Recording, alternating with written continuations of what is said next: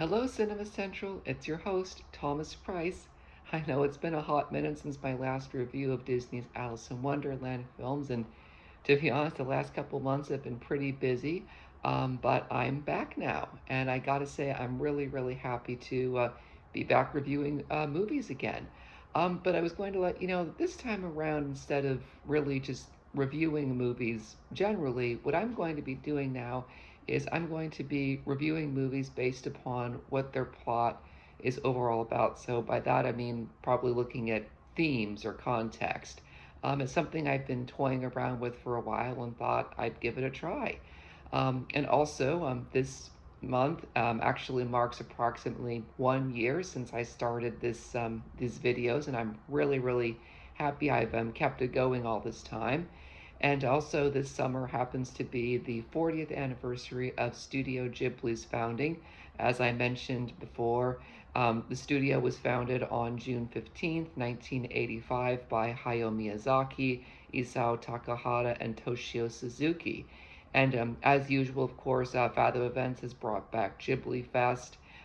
This month, I know they're screening My Neighbor Totoro, which, if you have a chance to see on the big screen, I highly encourage you to go see it because it is, as I've said before, a truly wonderful film. And so I decided to kick things off this summer with Ghibli, of course, one of my all-time favorite animation studios.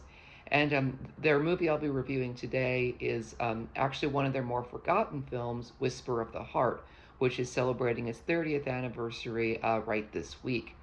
So for those of you who don't know, Whisper of the Heart was originally released in Japan on July 15th, 1995, and was then given a US English version release in December of 1996. It is actually sort of a precursor to Ghibli's 2002 film, The Cat Returns, in that it features similar characters but very different plots as well. Anyway, so Whisper of the Heart, I had the chance to watch just last summer, and I gotta say, I love it. It's a beautiful movie. I describe it as stunningly animated, sweet, heartwarming, sometimes poignant, and uplifting. It's another great coming of age film to come out of Studio Ghibli. It was directed by the late Yoshifumi Kondo. It was actually his only film he got to direct aside from animating, and it is a shame that he never got a chance to direct a film after this. But again, without him, it wouldn't have become the great film it is. Anyway, Whisper of the Heart takes place in Tokyo during the 1994-1995 school year and centers on a love between two preteens, Shizuku Tsukishima and Seiji Amasawa, and follows their individual journeys as they try and figure out what they want to do with the rest of their life. And so, after having done some reading and looking back at the film, I've tried to think about what is the film really about, and the answer is simple. It's about growing up, and specifically how growing up can really lead to everyone questioning not only what they want to do with their life, but will they be any good at it? And again, the movie does a really good job of that. Like many of Ghibli's coming of age films, Whisper of the Heart really gives us a good look at the characters and helps us root for them.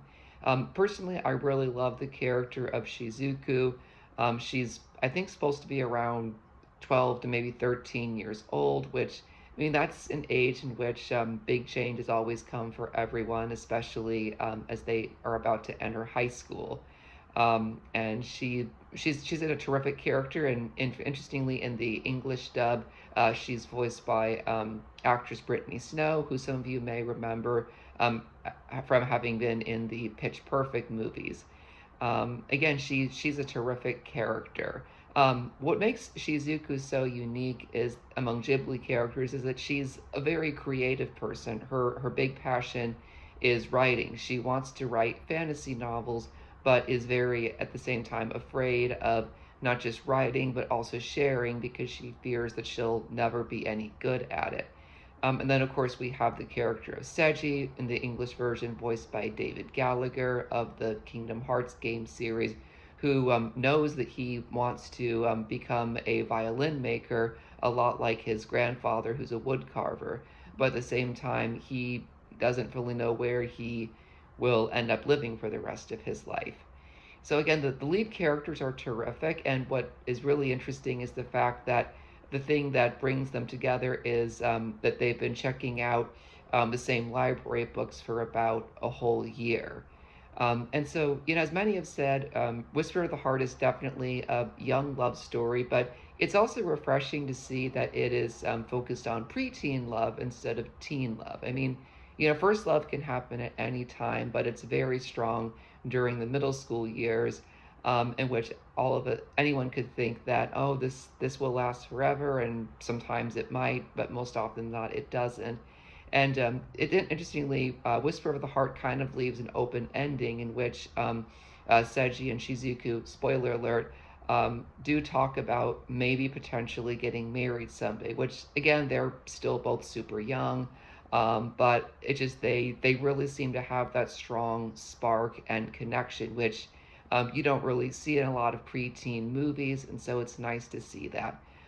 Like all Ghibli film, Whisper of the Heart is breathtakingly animated. Interestingly, it was one of their first animated films to begin using some digital tools.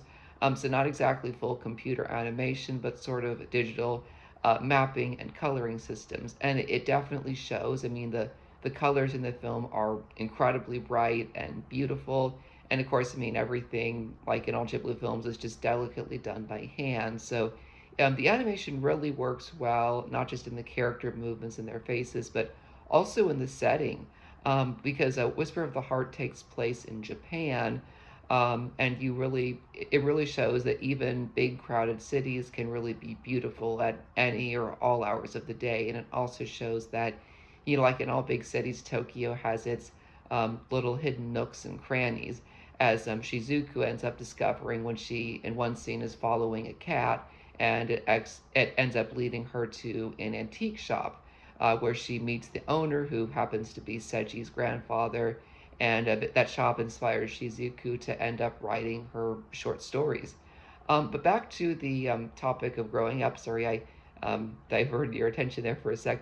But back to growing up. Another great thing Whisper of the Heart does with growing up is showing the parent and kid relationship in the preteen years. As we see, Shizuku lives in a small apartment with her parents and her older sister. I mean, they're all supportive of her, but also in many ways they can be a little sometimes harsh on her for not being ambitious enough in her studies, or really maybe having enough people.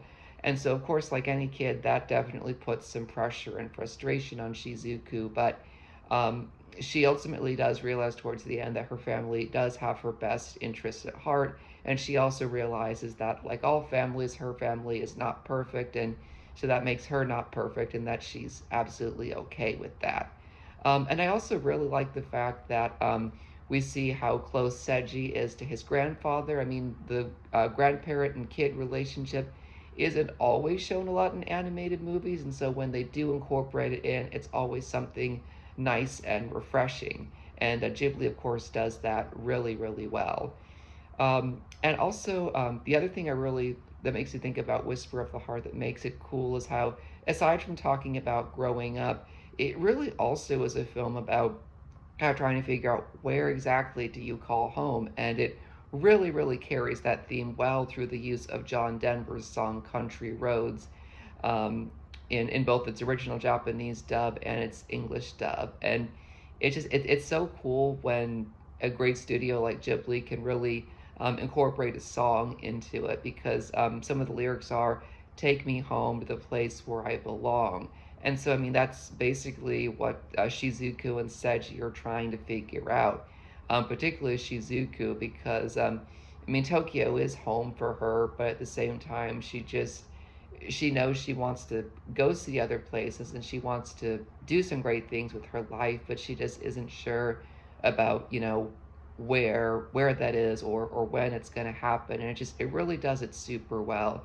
Similarly, Seiji, as he tells Shizuku, he wants to go and study at a violin making academy in Italy, which I mean, that's thousands of miles away from Japan. And so for him, it would be very hard to be away, not just from home, but from his family and, of course, from Shizuku himself. And so it's interesting looking at this from a preteen perspective, because you think about that more as being something from a teen perspective, because whenever high school ends, I mean, all teens go off to different colleges, some out of state, some in state, and it leaves many questioning, where is this going to leave where's this going to leave a friendship? And Whisper of the Heart really does that well for Shizuku and Seiji. um, I'd say that this is one Ghibli film that definitely deserves a lot more praise. I mean, it is popular, but not nearly as some of their other films like Totoro or Nausicaa or Princess Mononoke, um, or even The Cat Returns. It's so sweet, and again, it's a simple coming of age love story that really leaves you feeling a lot warmer and happier at the end than it does at the start. And it's a really terrific movie. And so if you've not given this one a watch, I'd say do. I think you can find it on either on HBO Max or maybe Netflix or wherever media is available. But anyways, happy anniversary to Whisper of the Heart. I hope you enjoyed this review, and I'll be coming out with more videos soon. So again, thank you so much, Cinema Central. This is your host, Thomas Price, and I'll see you soon.